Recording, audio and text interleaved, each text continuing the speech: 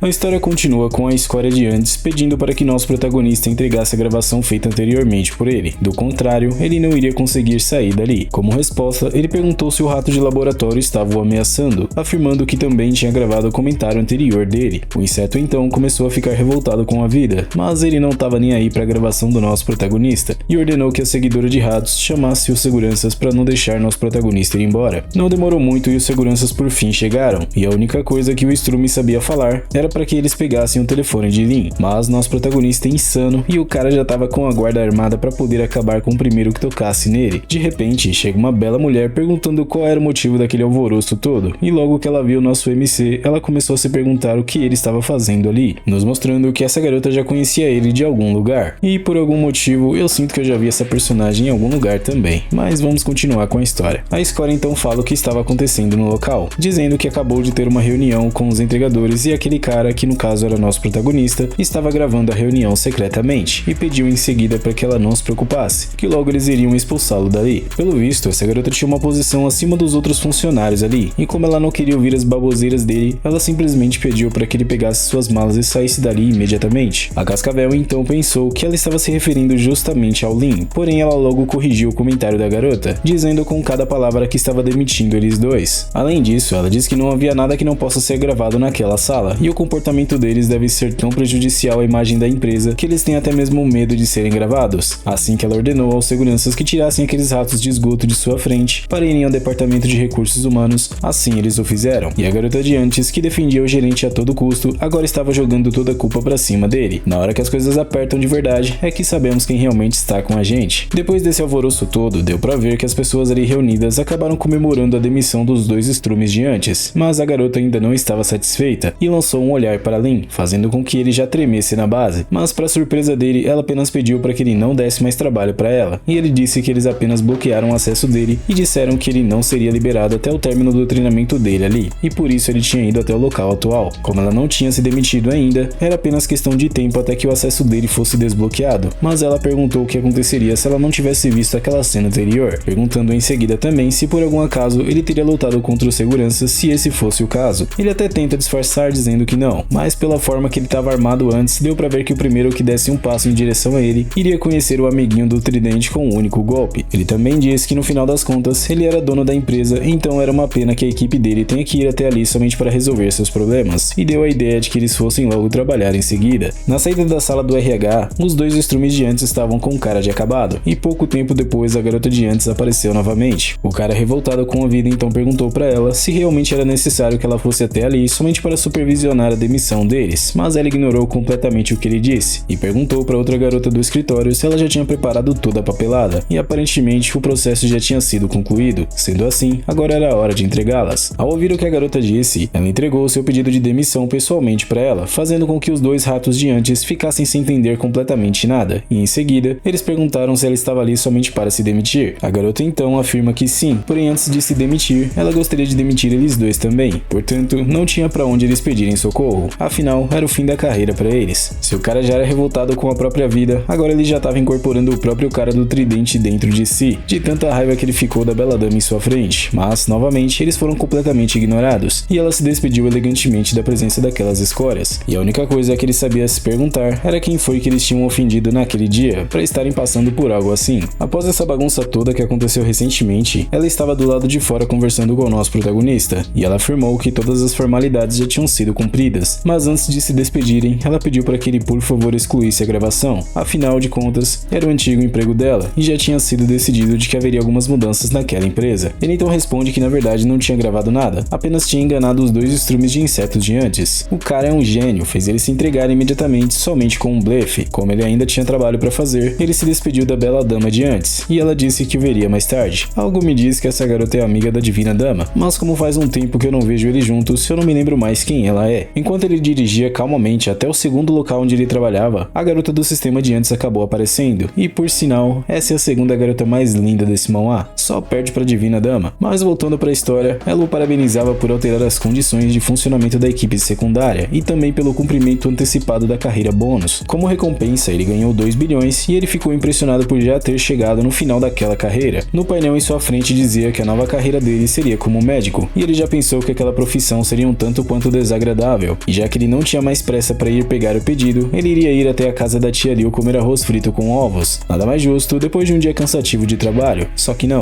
Pouco tempo depois, ele então chegou até o local onde a tia Liu preparava os arroz. Quem recebeu ele foi justamente a garota de antes que ele tinha salvo, e que por sinal chamava de irmão mais velho. Sua tia logo pediu para que ele se sentasse e ele pediu pelo arroz famoso dela. Além disso, Lin perguntou algo para a garota de antes, mais precisamente se ela tinha alguma universidade em mente, já que os exames estavam se aproximando. A jovem dama responde dizendo que queria ir para a Universidade Fudan, e quando ele perguntou em qual área especificamente ela se interessou mais, ela contou para ele que gostaria de estudar medicina, justamente a carreira que agora ele iria atuar. Um dos clientes então perguntou por que de ela não ir para a escola de artes e se tornar uma estrela, e ela responde gentilmente dizendo que uma pessoa disse a ela que o setor de entretenimento era muito confuso, e por esse motivo ela não queria fazer parte disso. Logo a tia dele chegou com um prato de arroz frito, e ela comenta que sua filha estava prestes a fazer os exames, e como ela e o tio dele nunca tinham ido à escola, pensou que ele possivelmente talvez pudesse ajudar a jovem com essa decisão, mas ele apenas responde sua tia dizendo que não tinha problema algum, e se ela precisasse de ajuda, bastava ligar para ele, fazendo assim com que a jovem de antes ficasse ainda mais admirada com seu possível primo, que ela por sinal chamava de irmão. Mas não contente ainda, nosso protagonista diz que daria um celular e um computador para ela quando ela entrasse na universidade. O cara é humilde demais, um dia eu vou ser como ele. Isso acabou fazendo com que a jovem de antes acabasse ficando tanto quanto constrangida talvez, mas ela dizia que celulares e computadores custavam muito dinheiro, e repentinamente ele percebeu uma pessoa que o conhecia e perguntava o que ele estava fazendo ali. Vemos então que a pessoa que o chamou era justamente sua ex, que já estava se vestindo igual a uma... Bom,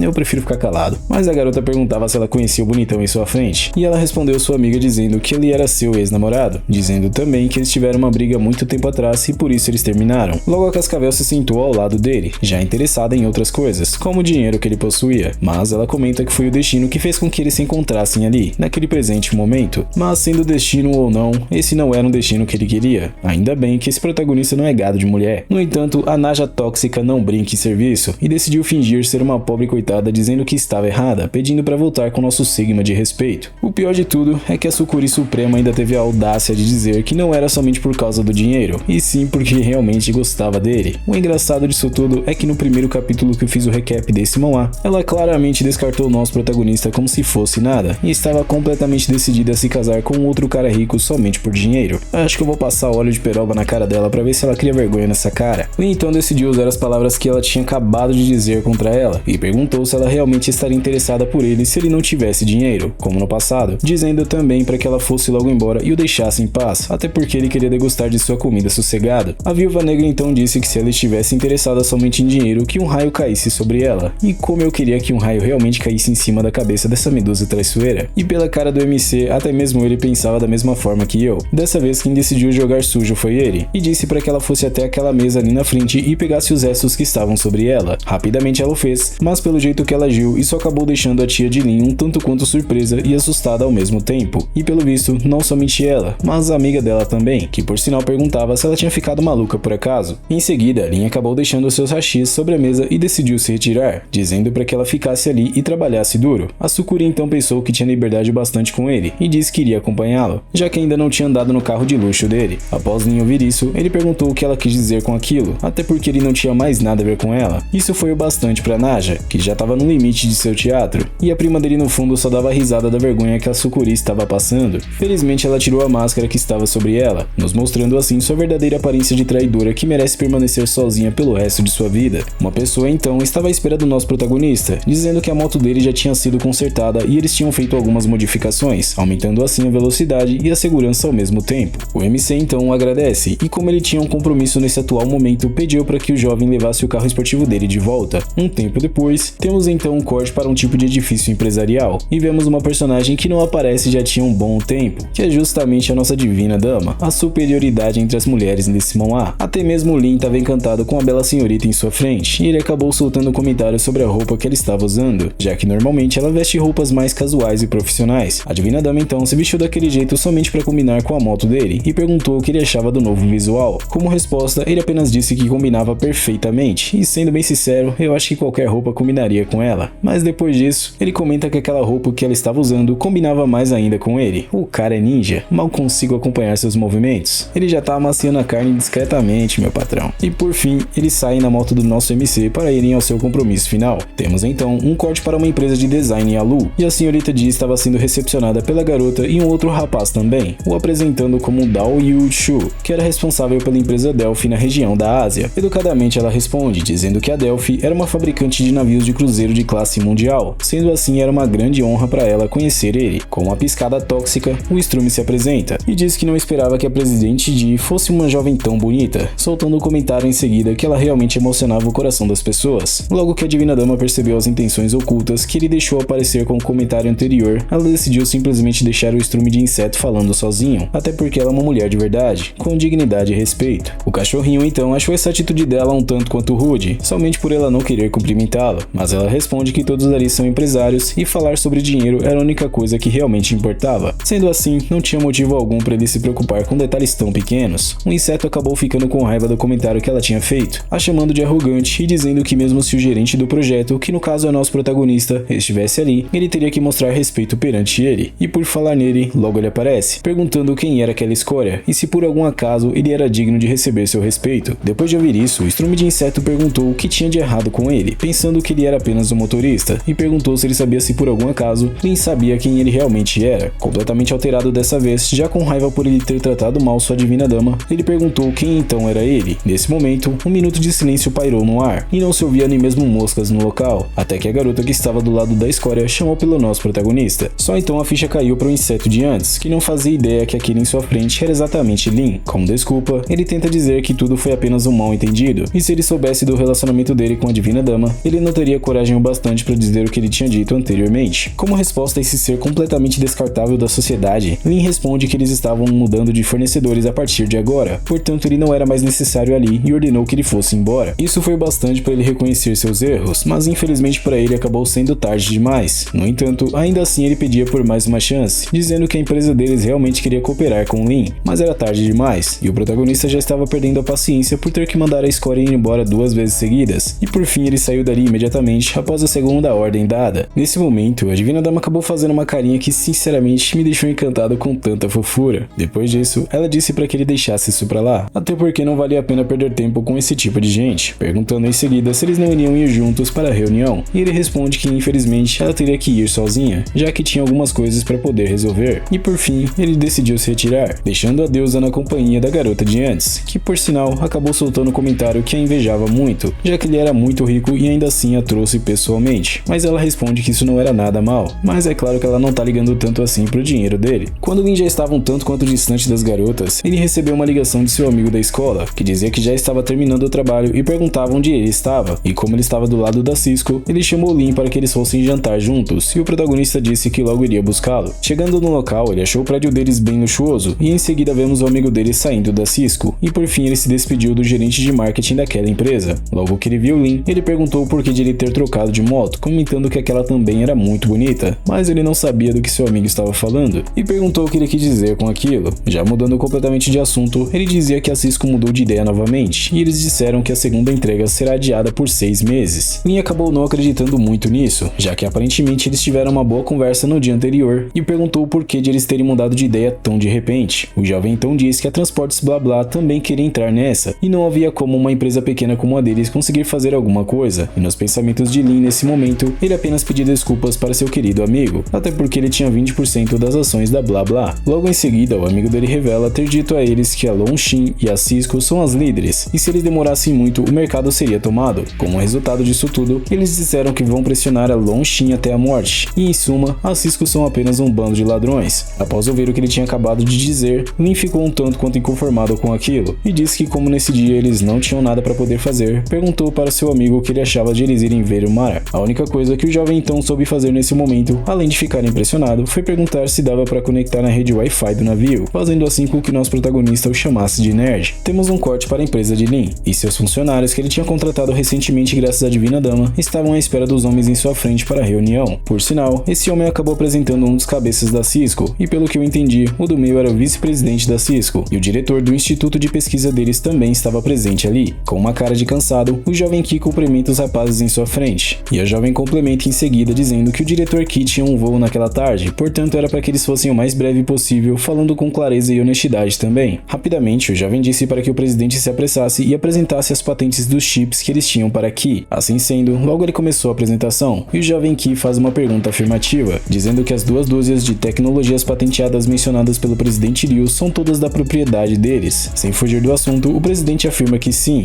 e poderia levar o relatório das patentes para que ele inspecionasse caso ele quisesse, mas Qi responde que isso não era necessário e apenas queria ter certeza de uma coisa, que a tecnologia de chip deles fosse a melhor do país. Isso fez com que o gerente garantisse que, com certeza, a tecnologia deles seria a melhor do mercado e em 5 anos ninguém iria superá-los nisso. Como foi o presidente Liu quem tinha dito isso, o jovem Qi disse para que eles acrescentassem uma garantia antecipada no contrato, onde basicamente em 1 ano ninguém iria superá-los. Com um pouco de receio, o presidente então pergunta se isso era realmente necessário, e a garota responde que sim, já que eles estavam sendo honestos com eles e eles nem mesmo podiam fazer algo assim. E essa era realmente a garota que livrou nosso protagonista de problemas anteriormente. Eu sabia que já tinha visto ela em algum lugar, só não lembrava onde. Como eles acabaram ficando sem resposta, Qi chamou a garota Yuan para ir embora, já que não tinha necessidade de eles continuarem a conversar sobre isso. Logo que ele disse isso, o jovem, que eu nem sei se é presidente ou funcionário mais, disse que o pedido dele não era um grande problema, e eles estavam bem com ele, portanto não precisava que Qi se aborrecesse com isso. Mas esse Qi sabe negociar, e disse que agora era tarde demais, até porque a atitude hesitante dele recentemente fez ele temer essa parceria, pensando que talvez a Cisco estivesse escondendo alguma coisa. Antes que ele pudesse se retirar completamente, o presidente disse que eles poderiam oferecer o triplo, e disse também que se eles não conseguissem garantir o avanço de todos os produtos deles em 1 ano, eles pagariam 3 vezes mais a indenização. Com um olhar ameaçador, Qi perguntou se eles pensavam que eles valiam tão pouco assim para oferecerem apenas 3 vezes a mais, e já completamente desesperado, eles disseram que o valor seria de 5 vezes o dano. Após ouvir isso, ele olhou calmamente para sua colega de trabalho e por fim decidiu fechar o contrato com eles, dizendo que estavam felizes em cooperar com eles. Além disso, pediu para que o presidente ligasse para alguém e pedisse que eles preparassem um contrato. E por falar em contrato, o valor do contrato em si era de 3 bilhões. Rapidamente ele ordenou que alguém fosse e imprimisse aquele contrato para que eles assinassem naquele mesmo dia. E um tempo depois, vemos ambas as partes fazendo suas assinaturas nos contratos mencionados anteriormente. E após as negociações feitas, eles se cumprimentaram para poder se despedir. E voltamos nesse momento então para o edifício Lin Yun, que era as torres gêmeas do nosso protagonista. Enquanto a garota dizia que a missão tinha sido concluída com sucesso, o jovem Qi estava completamente exausto daquela negociação cansativa. Ela dizia que eles assinaram um contrato de 3 bilhões, e caso a outra parte falhar, ela deveria pagar 5 vezes o valor das perdas liquidadas. Lin então acabou dizendo algumas coisas que eu não entendi muito bem, mas ela dizia para que ela desse a ele uma perna extra, dizendo que o frango do Lao Qi seria pago pela empresa. Talvez ele estava se referindo que iria pagar um jantar para o jovem Qi, ou algo assim. Eu realmente não entendi essa parte. Após isso, ela disse que o contrato estava assinado e perguntou se eles realmente tinham que se mover logo em seguida. Mas enquanto ela falava com Lin, o jovem de antes acabou recebendo uma ligação da Cisco, e após desligar o telefone, ele foi desesperado falar com o protagonista, dizendo que eles estavam no limite, revelando que eles tinham acabado de assinar o contrato e já estavam pedindo para que eles fizessem o pagamento, fazendo com que tanto o nosso protagonista quanto a garota ficassem sem entender praticamente nada do que tinha acabado de acontecer. O jovem complementa dizendo que Yoon Ji-min pediu um pagamento antecipado de 500 milhões para começar a produção, e ele fez isso de uma maneira muito rude, fazendo com que Lin pensasse que eles realmente estavam em alerta para um possível golpe, e até mesmo a garota percebeu que a Cisco estava aparentando estar hesitante do outro lado do projeto, e Lin apenas achou melhor pagar para talvez causar uma boa impressão para eles. Como isso era para ser apenas uma atuação, ela perguntou completamente assustada, já que de fato ela pensou que isso tudo seria apenas uma mera atuação. Lin então responde que com o volume atual da Cisco não tinha nem chance de eles obterem 3 bilhões de lucro, e o pagamento antecipado deles convenceria a Cisco e passaria a credibilidade no projeto deles, dizendo em seguida que com 2,5 bilhões de yuans restantes em lucros, eles iriam pedir por um financiamento. Nesse momento, a garota entendeu o objetivo dele, já que eles realmente não teriam outra alternativa a não ser pedir pelo financiamento. Antes de sair, Lin disse para que seus funcionários ficassem de olho em suas finanças, e talvez eles recebam um bônus no final do ano, dependendo do que acontecer. Assim sendo, como ele já tinha um compromisso marcado, ele se despediu deles. Enquanto ele ia para seu compromisso em sua moto, vemos essa senhora logo do lado dele, que por algum motivo acabou acertando a moto do nosso protagonista, e perguntou se ele não sabia dirigir para ter feito isso. Mas como a moto dele estava parada e o semáforo estava verde, ele disse para que ela parasse com o teatro todo. Já deu para ver que essa cascavel não passava de uma golpista e queria que Lin pagasse pelo dano que ela mesma causou em sua moto, mas na verdade era ele quem deveria pedir dinheiro, já que foi a escória quem bateu nele propositalmente. Depois disso, um guarda de trânsito aparece perguntando o que estava acontecendo, e a velha cascavel, que já estava com o pé na cova, dizia que ele tinha batido na moto dela. Além disso, ela precisava ir a um hospital fazer um check-up e ele tinha que pagar as despesas médicas, o que uma pessoa insignificante não é capaz de fazer para conseguir propina daqueles que tiveram sucesso na vida. Nunca vi nada igual assim. Quando o policial avistou a moto do protagonista, até ele ficou impressionado e encantado com aquela moto. Depois disso, o policial pediu para que a cobra ficasse calma, até porque eles tinham câmeras de monitoramento, e eles iriam examinar examiná-las como evidência do que aconteceu, e ele ainda mostrou a gravação para ela, dizendo que não havia sinal algum de que a moto dele tinha se movido, portanto, ela tinha total obrigação de pagar os danos da outra parte, que seria do nosso protagonista. Isso fez com que a velha golpista ficasse sem saber como agir, ainda mais nesse momento que a máscara dela finalmente caiu. Ela então decidiu aumentar ainda mais seu teatro, chegando a ficar de joelhos afirmando que Lynn tinha batido nela, dizendo em seguida que iria registrar uma queixa sobre isso. Ainda bem que esse policial é uma boa pessoa, e disse para ela que ela deveria se preocupar com a batida em si, até porque a moto dele valia mais de 6 milhões, e o custo do reparo deveria estar em torno de 300 mil, portanto, era melhor que ela já começasse a pensar em como iria pagar por isso. A Cascavel, que já estava para ver o carinha do tridente espetando ela, disse que isso era tudo mentira, e que ela iria ligar para seu filho que também era rico, e por falar no filho da Cascavel, 20 minutos depois ele chegou, perguntando se estava tudo bem, e a Sucuri apenas dizia para que o filho dela fizesse alguma coisa para que eles pagassem, mas logo que ele viu quem era o cara que ela estava se referindo, percebeu que era alguém que ele não podia mexer. Assim sendo, rapidamente ele começou a pedir desculpas, dizendo que era um pesquisador do Instituto de Longshin, que era aquele que Lynn tinha ganho, e ele sentia muito por sua mãe estar tentando aplicar um golpe nele, e só quando a cobra percebeu que o protagonista era chefe de seu filho, foi que a ficha caiu para ela, e o filho afirma dizendo que ele era diretor do instituto de pesquisa que ele trabalhava. Como eles se conheciam, o policial perguntou se eles queriam resolver isso entre eles, ou se eles gostariam de ir a uma delegacia de polícia, mas Lynn disse que eles resolveriam isso por eles mesmos. Dessa vez, o protagonista acabou deixando passar, e disse para o jovem em sua frente que tinha um compromisso, então era melhor fazer com que esse assunto fosse encerrado, e ele ia pedir para que o instituto desse 100 mil para levar a mãe dele fazer alguns exames de ferimento, porém ele percebeu que algo de errado não estava certo ali, até porque um pequeno pesquisador como ele não tinha como ter um carro como aquele, que valia mais de 1 milhão, e quando ele percebeu que a mãe dele não tinha medo de se machucar, descobriu que o jovem ficou rico recentemente, pensando que muito provavelmente algum tipo de traição aconteceu na empresa dele, e provavelmente estava relacionado aos chips que eles estavam desenvolvendo, talvez até mesmo o jovem tenha sido comprado pela Cisco também.